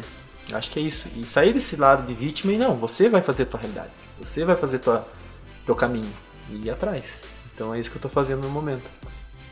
Guga, o teu episódio vai ser o episódio de número 30. Tu já entrevistou muita gente que passou por aqui, mas como que é ser entrevistado? Olha, eu quero que vocês passem por isso também logo. Cara, é muito louco. Antes de a gente começar a dar os hack aqui, eu me senti um pouco trêmulo, sabe? Só que pra mim isso é um sinal. É um sinal, porque eu aprendi com a música, e também fazendo teatro, fazendo outras atividades artísticas, que... Então, tudo que você faz, se você não sente aquele friozinho na barriga antes de fazer, o dia que... Eu lembro que quando eu comecei a pisar nos palcos, vai subir no palco, né? Vai se apresentar pela primeira vez. Eu até me recordei agora da primeira vez que eu toquei na Expo Centro, né? E eu tava com um friozinho na barriga, mas assim, eu tive que ir atrás de um equipamento pro batera, o Dé, na época, e daí eu não consegui entrar porque eu deixei minha mochila no palco, quando a gente foi arrumar pra passar o som, e eu deixei a minha carteirinha com a credencial lá. E eu não consegui, eu tinha que dar a volta ainda pra entrar por outro portão. E o palco alternativo ficava perto de uma tela ali, eu gritando, chamei uma moça desconhecida, ela não me deu bola, eu gritando, vem, ô moça, você vem aqui. Ela, o quê? Aí ela veio assim, e daí eu falei, por favor, pede pro batera lá pegar e trazer meu documento, por favor, que eu preciso entrar, que eu tenho que tocar com eles. E eu já tava na pilha, assim, porque eu vou tocar, né, pra público da festa Expo Centro. Pô, cara, é a festa mais importante da nossa cidade, né, meu? Então, tipo, tem que estar lá. E daí o horário passando já, e o pessoal, vai ter que tocar. E eu lembro que aquele friozinho na barriga tomou um turbilhão, assim, de mim, né? E daí ela trouxe a minha mochila, eu peguei minha carteirinha, fui correndo, dei a volta pela frente da Expo Centro, entrei lá pro lado da credencial. E quando eu cheguei no palco, eles estavam na metade da segunda música, na metade da primeira música, sem baixo, eles estavam tocando. E eu peguei o baixo, liguei, dei a primeira nota assim e entrei junto. Mas foi tipo, cara, foi a minha primeira experiência foi muito louca, né? Quando a gente foi tocar junto. Aquilo ali pra mim foi um marco louco, assim, do tanto que... Aí aquilo me trouxe assim, se o dia que eu tiver fazendo uma coisa que eu não tiver, toda vez que eu pisar pra fazer uma palestra, para fazer um projeto, um programa, um episódio, enfim, tocar ou qualquer coisa, um projeto que eu vou defender, um trabalho que eu vou entregar, uma entrevista, e eu não tiver esse friozinho na barriga, eu paro de fazer aquilo, que daí não faz mais sentido. Então isso pra mim foi uma sinalética, um sinal que eu tô no caminho certo, sabe, de estar fazendo aquilo. Então pra mim é isso, tipo, quando eu vim aqui agora, né, eu contei essa história pra trazer isso. Quando eu vim aqui, eu sentei aqui e vocês, tudo certo, hack, me deu esse friozinho. Eu falei, opa, estamos no caminho certo, eu acho que era pra estar aqui. Então, isso pra mim é o lado mais importante de estar fazendo, né? E foi assim com tudo. Foi assim pra fazer a prova vestibular, foi assim pra defender o TCC, foi assim pra defender a dissertação, foi assim pra participar de uma entrevista de trabalho, foi assim pra tudo. Na música, em tudo, né? Até pedir uma namoradinha, né?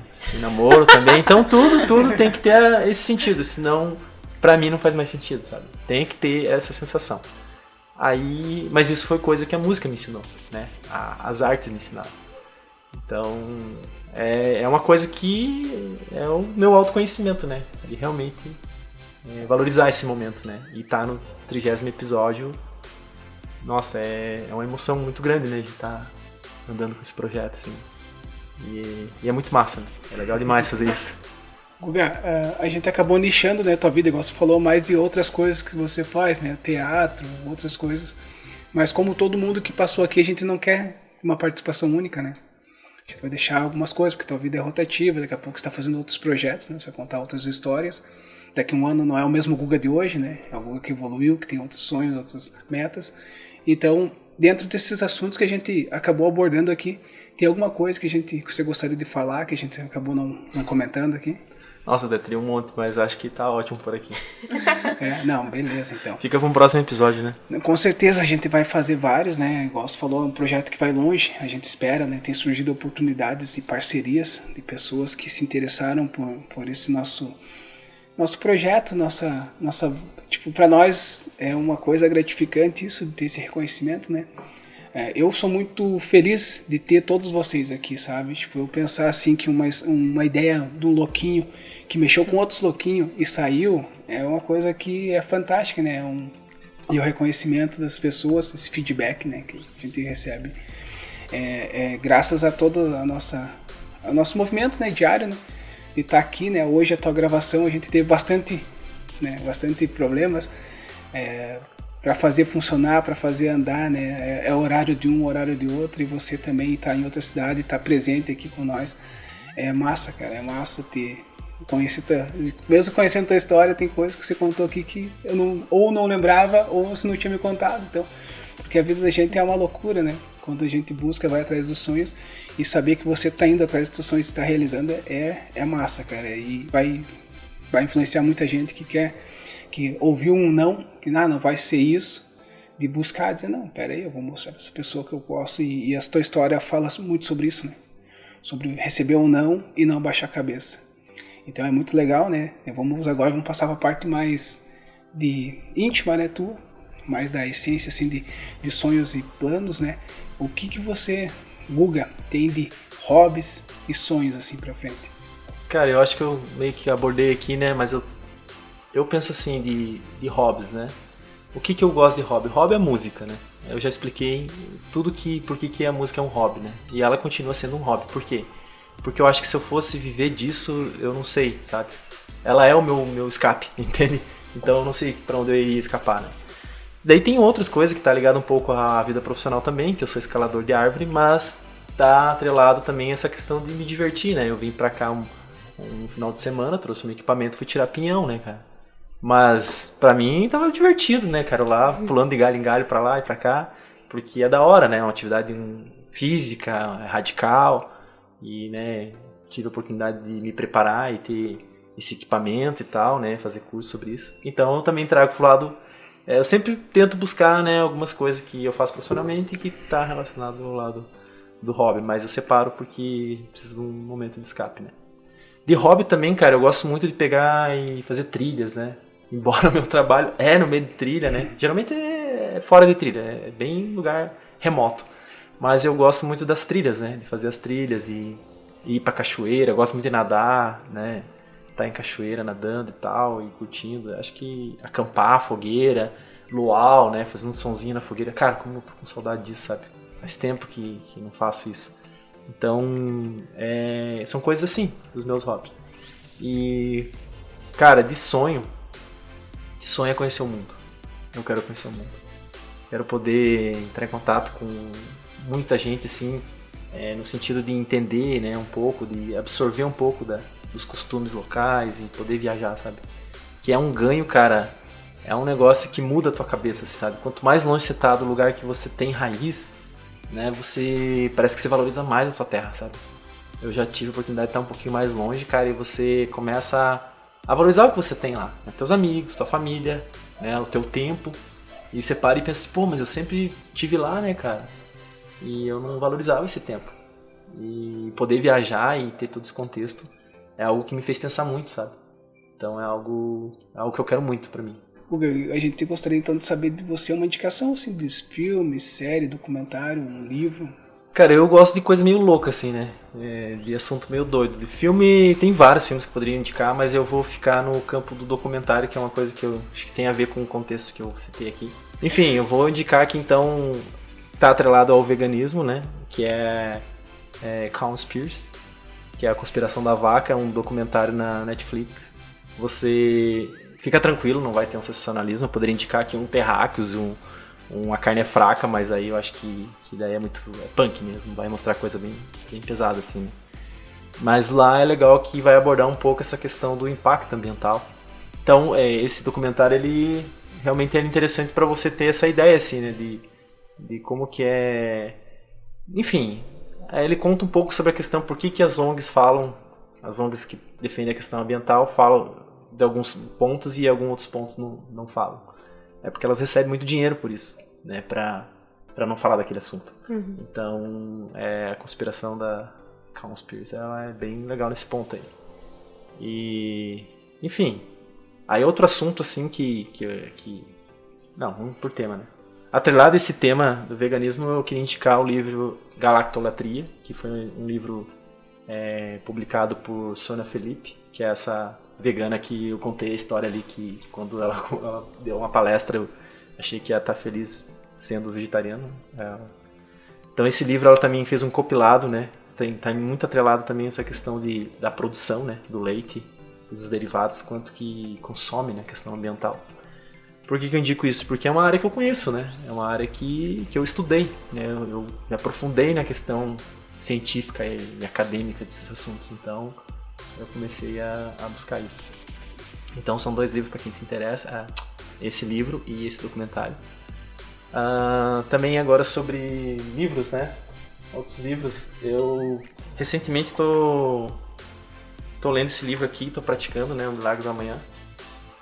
É um livro que fala sobre a gente ter uma rotina, né? Antes de começar o dia. Claro que ele fala sobre acordar cedo e botar em prática, né? Então, eu descobri que eu sou matutino, né? Eu gosto de acordar cedo e render meu dia até o meio-dia, né? Fazer produção nesse horário. Então, tô com a mente descansada e o corpo descansado, então é a hora que eu mais produzo. E eu tô buscando essas ferramentas ali.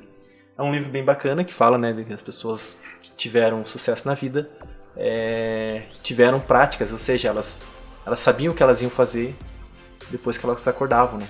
Então, sempre tinha essa prática e fazer exercício físico, enfim, várias técnicas que tem ali que você pode escolher uma aplicar para a tua vida e você ser mais produtivo, né? Ser mais proveitoso da tua vida e realizar os teus sonhos, né? Então, um livro que fala disso. Outro livro que eu acho muito importante, que eu já li também, é o The Secret Life of Plants, que é A Vida Secreta das Plantas. É um livro que fala sobre essa questão de que as plantas sim são sensíveis. Elas têm sensibilidade, elas se comunicam, elas sofrem a influência das nossas energias e da presença de quem interage com elas. As plantas elas têm uns mecanismos muito loucos, assim, que elas conversam da forma delas com os animais e com nós mesmos. Às vezes eu até fico pensando assim, depois que eu li esse livro eu fiquei pensando, quem será que domesticou quem? Foi nós o milho ou o milho nós? Porque a gente está espalhando pelo planeta inteiro faz anos, né? Então, é doido pensar isso, né? Que a gente acha que a gente domesticou as plantas. Mas poderia ser o contrário, né? Elas estão usando nós como disseminadores delas. Como? Elas dando uma coisa gostosa que a gente gosta de comer. E esse livro me abriu muito isso, porque ele não é um livro assim... Ele é um livro científico. Tem vários experimentos lá, né? Que colocaram eletrodos em plantas e conseguiram ter vários... Por exemplo, tem uma passagem no livro que era assim... um cara que estudava um mecanismo dentro do livro, ele fazia estudo de pessoas, para detectar pessoas que mentem, né, lá no julgamento. E ele usa uns eletrodos que são colocados no impulso cerebral para ver o impulso, se o cara está falando a verdade ou não. Então o que acontece? Esse cara, quando ele fez um experimento, fez com planta.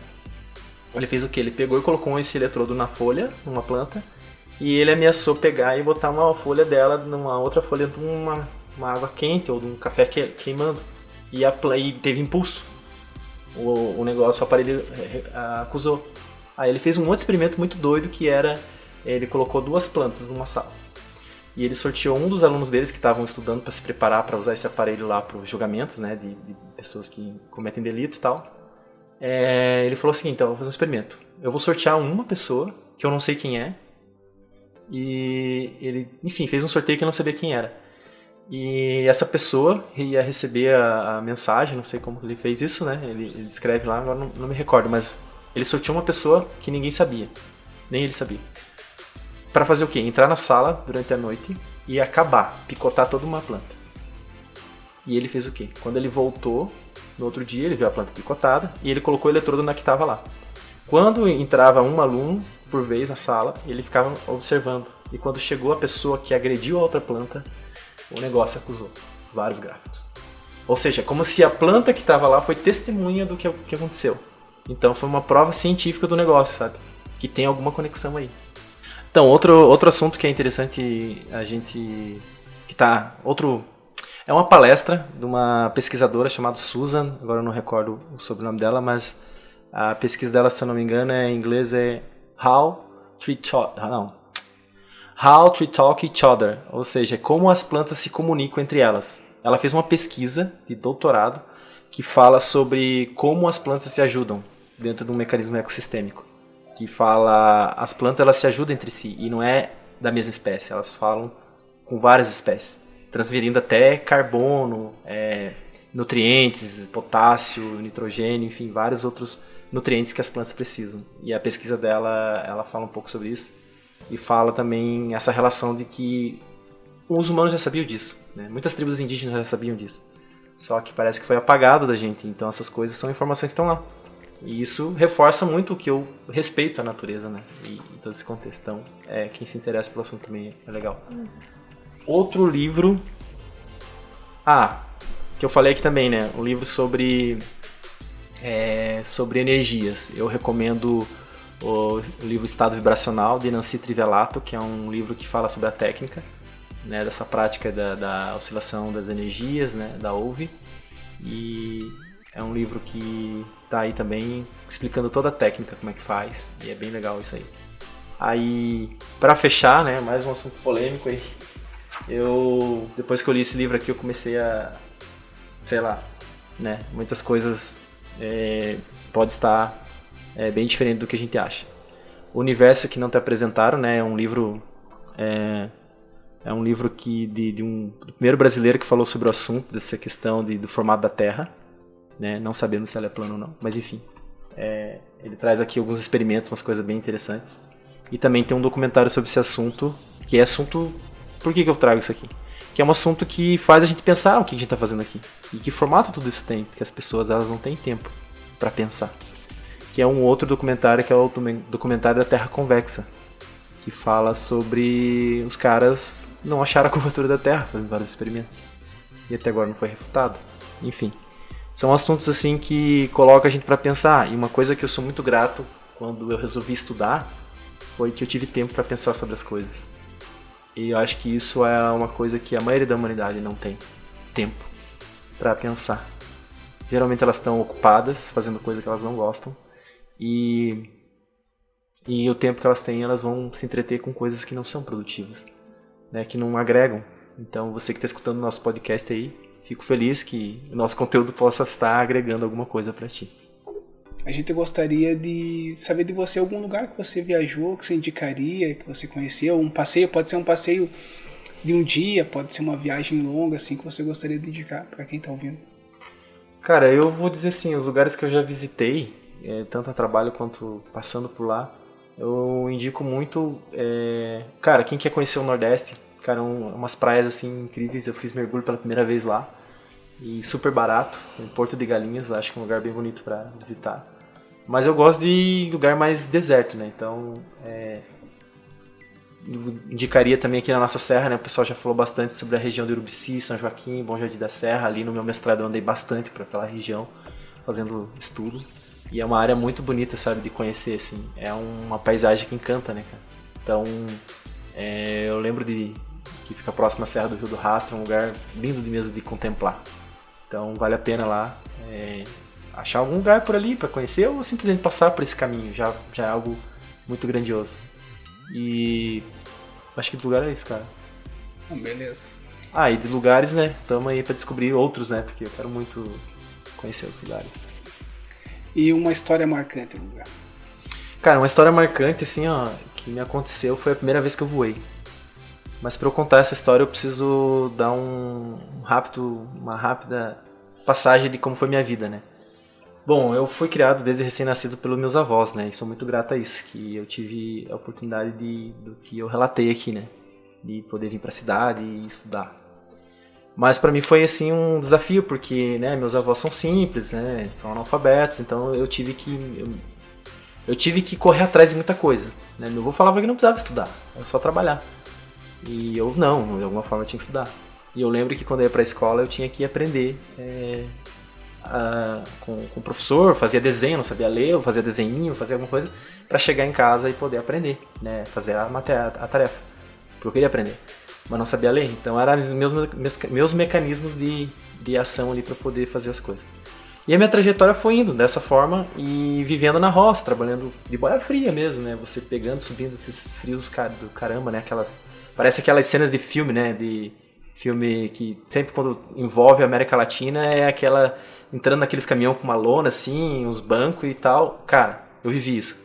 Isso pra mim foi realidade. Subir em cima de um caminhão desse, num frio do caramba aqui de curitibanos, pra ir plantar alho. Ou aí arrancar feijão, de tonar as mãos. E eu já trabalhei de boia fria. E isso não tenho nenhum... Não escondo isso, porque foi algo que me fez pensar, né? Por que eu tava fazendo aquilo? Por que tinha que fazer aquilo? Porque tinha que ajudar a família. Agora, por que eu tô falando isso, né? Porque eu sempre me questionava que as coisas tinham que melhorar, tinham que mudar, né? Eu fui aprendendo com o tempo e fui desenvolvendo capacidades que eu tive que desenvolver para sobreviver.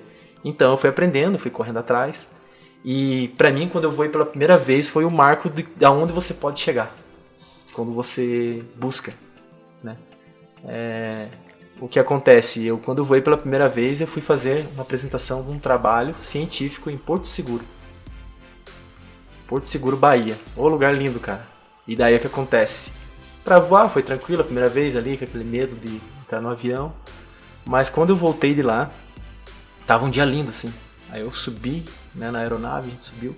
E passou bem em cima da onde eu fiz o mergulho, que tem os arquipélagos ali, uns lugares... Arquipélago. Corta. Tem os corais, tem muito coral ali, então cara, é um lugar incrível.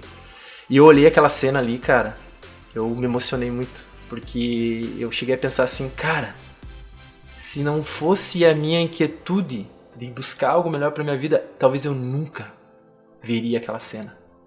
Talvez eu nunca ia estar ali, porque eu fui lá, porque eu fui estudar, eu me destaquei no que eu fui fazer, eu consegui escrever um projeto para apresentar num congresso de ecologia. E eu consegui um recurso via a universidade, que eu conquistei, né, pra estar lá. Mas quantas pessoas nunca vai ter isso, sabe? Então aquilo me fez questionar o quanto que a gente precisa correr atrás dos nossos sonhos, sabe? Nunca é tarde pra correr atrás. E realmente se dedicar, cara. E aquilo me fez ver, assim, que o quanto é gostoso poder passar por isso, sabe? Poder fazer isso. Eu não vejo a hora de poder estar indo pegar... vou viajar, vou para um lugar e pegar um avião, um carro e conhecer. E aquilo marcou muito, assim, pra mim, tipo, o quanto que a minha vontade, daí me fez lembrar, né, da época que eu era moleque, né, e que eu tava lá trabalhando de boia fria e tá ali, naquela cena. Então, pra mim, eu falo assim, eu saí de boia fria a mestre, né? É algo que, tipo, que não é porque sou eu, né? Não é porque eu não sou nenhum super-humano. Mas tu é capaz, cara, se você se dedicar e buscar, né? Tive muitas dificuldades. Eu falava errado, as pessoas me corrigiam. Eu tinha medo de falar com as pessoas. Eu ia pra cidade quando era mais moleque, eu olhava pra... Quando eu pisei pela primeira vez numa cidade, eu olhava as antenas parabólicas, eu não sabia o que era. Eu batia nas pessoas, eu batia em poste, eu não sabia. Era um bicho do mato, cara. Então... é algo assim que tipo, é o conhecimento que moldou o que eu sou também, sabe? Porque se eu fui em busca de veganismo, de música e coisa, é conhecimento, é ganho cultural. Então essa busca, essa inquietude partiu de eu querer algo sempre melhor, né? Então eu trabalhei em vários setores, já fui garçom, já trabalhei de chapeador, já, né, estoquista. Todo trabalho ele é ele tem uma importância, né? Ele tem uma relevância. Sim. Não, é digno, né? Então, não tô menosprezando isso, mas eu queria sempre algo melhor, quero algo mais. E agora eu quero mais, né? Eu quero um dia chegar, poder estar atendendo, trabalhando na minha área, falando inglês, espanhol, né? É ousado. Mas eu sou assim, eu sou movido a desafios. Eu gosto de desafios. Porque minha vida sempre foi um desafio, estar vivo era um desafio. Então, é algo que motiva e fica aí, né? Pra quem tem seus sonhos, cara, corre atrás, né? Deixa de viver os sonhos dos outros, para de viver os sonhos dos outros e corre atrás e vai viver os seus sonhos. Tem momentos da nossa vida que a gente fica correndo muito nos projetos dos outros. E fica se encaixando nos projetos dos outros, né? E acho que é hora da gente botar aquele nosso projeto para funcionar e vai tocando, vai ajeitando, vai atrás, vai estudando, vai melhorando, né? Acho que esse é o recado da minha história. Que joia, é bem motivador isso, né? Tipo, do zero ao topo, é igual, né? Mas massa, muito massa. Guga, onde a gente te encontra nas mídias sociais? Meu Deus, cara, como é que é o meu arroba? Então, vocês me encontram no arroba gugav.santos, que é meu Instagram pessoal. Também Guga Santos no Facebook. E é isso aí. Acho que é por aí. E me encontra aí. Se eu estiver tocando em algum lugar, troca uma ideia aí. Vem trocar uma ideia. Joia. Guga, então, em nome da equipe, né, gostaria de agradecer por você ceder teu tempo, né? Você é da nossa equipe, mas você se deslocou até aqui, né? Você está morando em outra cidade, veio contar a tua história, né? Eu, particularmente, eu conheci a maioria delas, né? Mas o pessoal aqui, a gente às vezes convive muito tempo junto, a gente não sabe a história da pessoa que está do lado, né? E você trazendo a tua história vai abrir a mente de muita gente e vai saber que as pessoas não chegam onde estão por acaso, né? Tem tudo um esforço, tem tudo uma batalha diária e tudo um sonho, né? E você trouxe isso de você acreditar e correr atrás, né? Não foi um não que te fez parar, não vai ser outro não que vai fazer você parar e conseguir o que você quer, né? Então, eu quero, em nome da equipe aqui, agradecer. Eu tô muito feliz, cara, de ter você. Até me arrepia sem falar de nós estar nesse projeto junto e estar vivendo essa coisa junto. É gratificante ter todas as pessoas, são pessoas que eu amo, pessoas são importantes na minha vida e você é uma delas, assim. E ter você aqui e poder perguntar e fazer você entrar numa fria aí pra pensar pra responder é muito massa. Obrigado, cara. Mesmo. Cara, eu tô até emocionado aqui. É massa, cara, é massa isso, tipo, que começou com um sonho, né, cara, uma coisa... bom, o Dé é meu amigo de longa data, né, cara, tipo, eu conheci ele há muito tempo atrás e a gente sentia esse sonho, né, cara, pô, cara, vamos ser conhecidos, vamos fazer um negócio legal, vamos ser bem de vida, né, vamos trazer uma coisa diferente. E eu deixar um legado. Deixar um legado, exatamente, eu acho que daí esse é o nosso legado, cara. E, assim, tô muito feliz mesmo de a gente ter dado início a esse projeto, né, e tá se consolidando, né, tá nesse caminho, mas é muito, muito da hora poder fazer parte da equipe e tá aqui contando um pouquinho da minha história, né, cara. Eu contei aqui as histórias que eu senti que é mais relevante pro contexto do que eu sou, mas tem muito mais coisas de superação, assim, que eu já passei, mas eu acho que é essas que ficam. E agradeço a oportunidade, né, das pessoas estar aí cedendo os seus ouvidos para eu poder estar aparecendo e falando essa minha história. Espero que motive muita gente a buscar.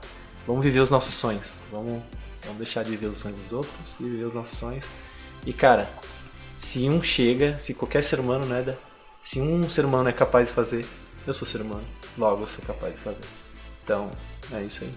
A não ser que o ser humano seja o Rodrigo Hilbert, daí fica muito difícil você acompanhar ele. Não, beleza. Vamos finalizar. Então, chegamos ao fim no nosso 30º episódio, né? A gente conseguiu essa marca importante, com uma entrevista muito importante. Eu gostaria de agradecer quem acompanha nossas redes sociais, acompanha o podcast, que está ali sempre interagindo, deixando like, comentando, compartilhando. Isso motiva nós sabemos que estamos no caminho certo e que as coisas a gente está trabalhando para melhorar, né? Aqui todos nós estamos em função disso, de levar um produto de qualidade. Então, pessoal, não deixe de seguir nós, não deixe de compartilhar, de comentar, de criticar. A gente vai entender quando a crítica for construtiva, vai melhorar. Obrigado por ouvir o Denão, acompanhar nós nas mídias sociais. Nos encontramos na próxima quinta. Até lá.